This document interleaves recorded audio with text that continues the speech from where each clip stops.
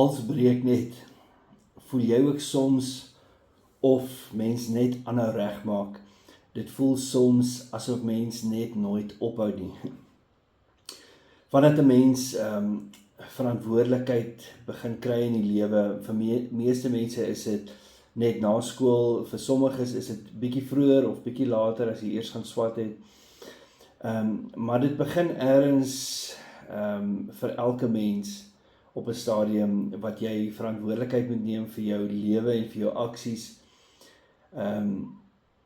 Maar dis nie net dit nie. Alles breek.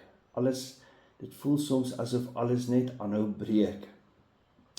Goeders breek, dinge breek, veral dinge, goeders.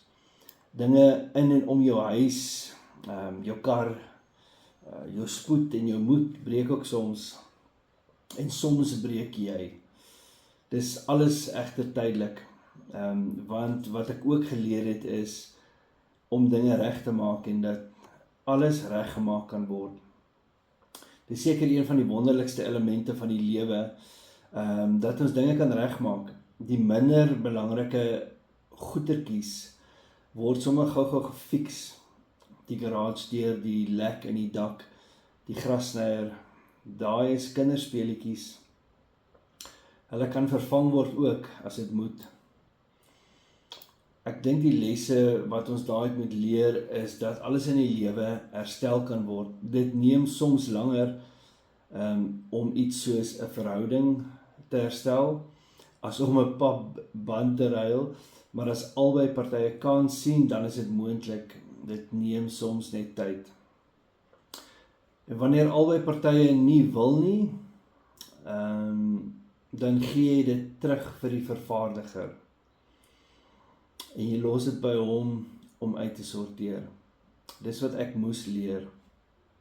Want jy sien, alles kan reggemaak word, maar ek is nie noodwendig die deskundige wat die produk op sy naam ken en kan herstel nie. Maar hy is. Ek het al 'n handvol mense en verhoudings vir die Here teruggegee wat ek nie kon regmaak nie. Ongeag hoe hard ek probeer het, nou is dit uit my hande uit en terug by die vervaardiger. Ek kan nou rus in die wete dat wat ook al gebeur, ek kan dit nie verder verniel of breek nie. En dis nogal 'n goeie gevoel. So, het sy of die ding herstel word met my mede of sonder dit, dis nie langer my probleem nie. Die Here weet. Lief vir julle.